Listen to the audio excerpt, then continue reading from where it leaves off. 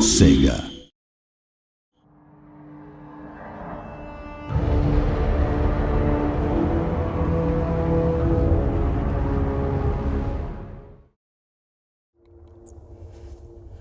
Hello, good evening, and welcome to the latest Total War Warhammer campaign walkthrough video.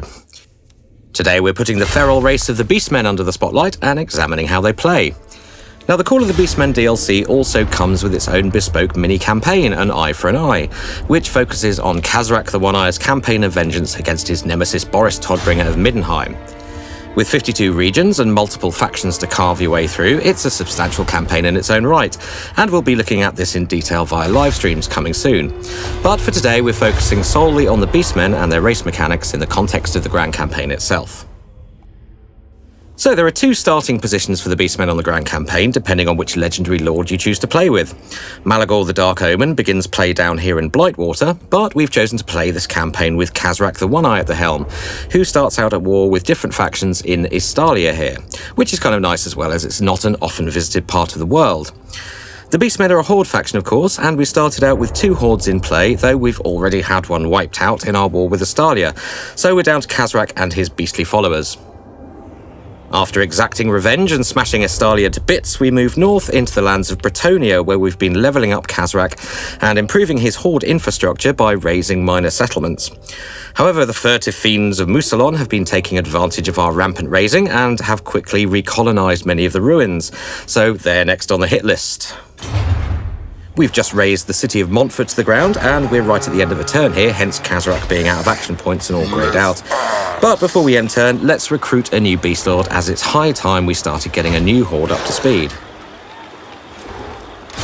Now, you may notice that unlike Chaos armies, these two Hordes aren't causing each other attrition, even though they're side by side. Now, that's because all units in the Beastmen roster enjoy this particular trait, Resilience, which makes them immune to Horde infighting. Now, this is kind of a big deal, as it really promotes a more cooperative playstyle between your Hordes. You'll find yourself using Hordes in tandem a lot more often, and it also means you can shadow an established Horde with a youngling Beast Lord, like Armu Doombringer here, who'll soak up some XP from the victories and build up those all-important growth points over time, enabling him to kickstart his Horde infrastructure when the time comes.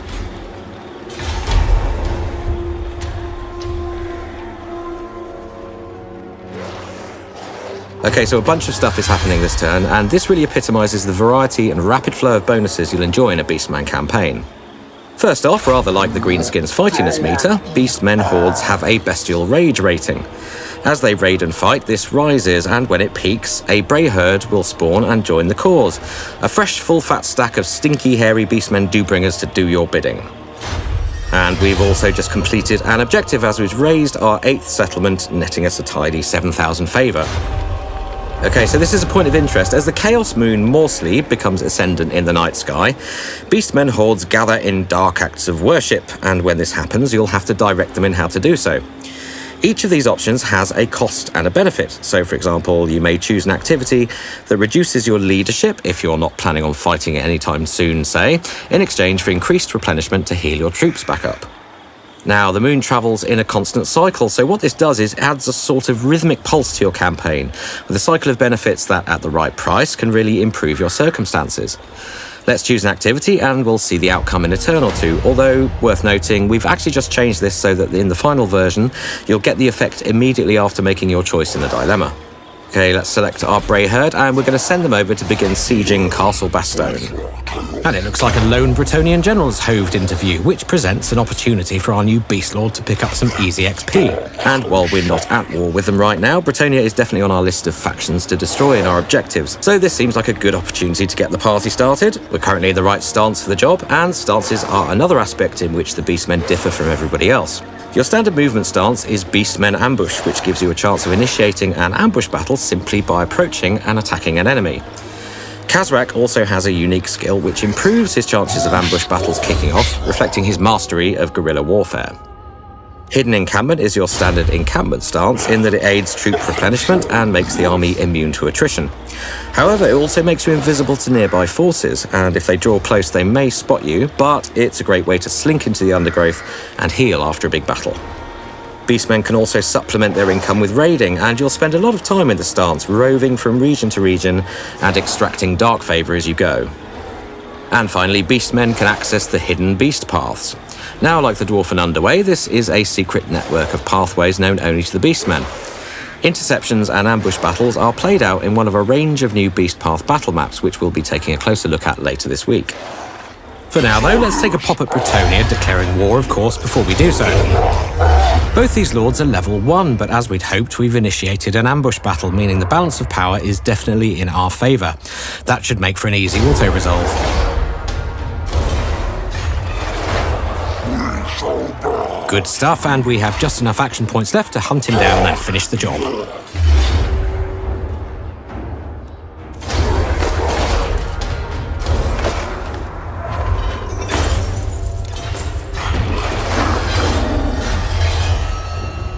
Alright, let's move on towards Castle Bastogne, where our Bray herd is headed.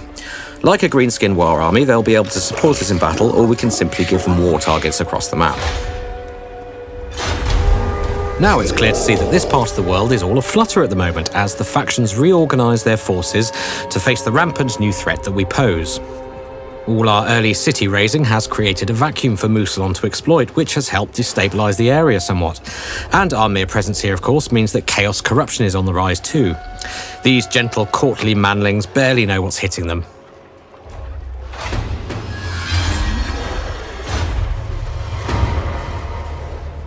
And here's the result of our full moon dilemma choice. It's risen in earnest, and we're getting some hefty unit replenishment, plus a decent population growth buff as well. And the latter will certainly help out our new Beast Lord. Time to give Bastogne what for now, and if we can beat our Bray herd to the punch, we'll gain all the benefits of the victory while they stand in support of us. Which it looks like we're going to need, as we're woefully outgunned in this battle.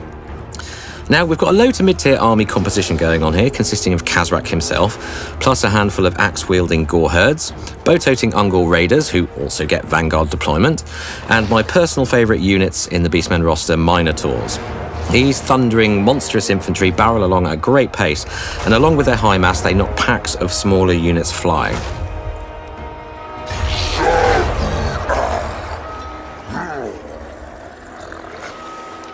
Minotaurs are recruited from the Fire Pit building, and while we're here, let's take a quick look at the entire building tree. Now, the heart of a horde is its encampment building, and as you upgrade it, you'll unlock more growth, recruitment slots, increase the chaos corruption your horde spreads, and of course, add new building slots. Now, as a horde of warmongering chaotic aberrations, the Beastmen have very little use for civic infrastructure, so the majority of their buildings unlock new recruitment options. Up front, we have the Cloven Ones chain, which unlocks Ungors, Gors, and great weapon-wielding Bestigors. The Creatures chain brings varieties of Chaos Warhounds plus Chaos Spawn into play. Centaurs are super-fast bestial cavalry and come in 3 flavours: melee, axe throwers, and great weapons. Razor Gors are colossal twisted boar-like beasts which strike hard on their own and even harder when pulling chariots. Minotaurs also come in 3 flavours: melee, melee shielded, and with great weapons. Now the Minotaur chain also enables recruitment of the Gorball, the Minotaur hero character.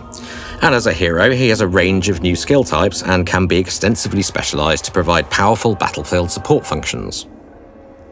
Bray Shamans are spellcaster heroes which can be recruited to master the Lore of Beasts, the Lore of Death, and the Beastman-specific Lore of the Wild. The Cygor is a towering bipedal creature that hurls massive magically imbued rocks at its enemies, so it's a form of living artillery, and with some riotously powerful combat stats, it's pretty handy in a fight too. And last but very much not least, Chaos Giants. Onto the support chains now, and the weapons structures bring armour and melee attack bonuses to every unit in the Horde, but it's the Ruination chain that has one of the greatest positive impacts on your Horde composition. Like every faction, the Beastmen have a background income level of 2,500, but they have literally no income-producing structures. So, being able to reduce your unit upkeep by first 25% and later a whopping 50%, you're able to support high-level, high-upkeep units in your Horde and stay afloat. Coupled with further upkeep reductions in the Beast Lord skill tree and a steady diet of raiding and raising, there's a finely tuned balance at work here. Even as your net costs rise, they can be managed back down to sensible and even progressive levels, literally as the Horde develops. Okay, back to the map, let's crack on with some battering ram production here so we can get through the gates.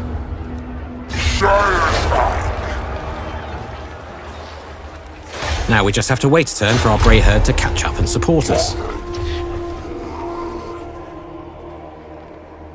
Now, the Beastmen are a rambunctious and chaotic lot, so their hordes will begin to suffer negative penalties to their bestial rage if you engage in collaborative diplomacy. They just don't like making friends. And while that's true even if you get diplomatic with the Warriors of Chaos, there is at least a modicum of dark kinship there. When they enter play mid-game, the Warriors of Chaos are neutral towards you, which beggars the question of whether you want to fight them, keep them on side, or even ally with them as they attempt to set the world alight. Our Bray herd has caught up with us now, and as you can see, their support means that the siege is now tipped nicely in our favour. With odds like this, we can forego the siege tower construction and auto-resolve for a nice decisive victory. Now, as a horde faction, and as you might imagine, the Beastmen don't inhabit settlements. They don't even sack settlements. These goats just want to watch the world burn. But crucially, you get two choices as to how to go about that. Raise and Defile wipes the settlement off the map and erects a blasphemous herdstone in its place. Now, this thing drops a bomb of chaos corruption in the province and gives your hordes a hefty growth buff to boot, helping it to develop quicker. However, if you're low on cash, you can simply loot the place silly before hurling the torches at the thatch, thus netting you a juicy pile of income. We're actually moderately well off right now, with over 19,000 favour in our fiery pockets, so we're going to go ahead and defile the place. Regions are further corrupted by our forces simply being here, and when that corruption starts to peak, chaos rebellions can rise up to attack the local inhabitants. Now, there are other ways in which to enhance chaos corruption, not least in the tech tree, and like many other aspects of the Beastmen, it's pretty unique. The trees on the left bring numerous enhancements to the combat stats of various units, alongside improvements to various campaign-side resources, such as income provision from various activities, attrition, and casualty replenishment. However, the more you research, the slower your research rate becomes. After all, Beastmen aren't given to matters academic and easily tire of them. The chain on the right undoes this deceleration over time by boosting the research rate back up again, as well as intensifying the chaos corruption your characters generate. These only take a single turn to research, but rise in cost quite sharply by 5,000 favour per unlock.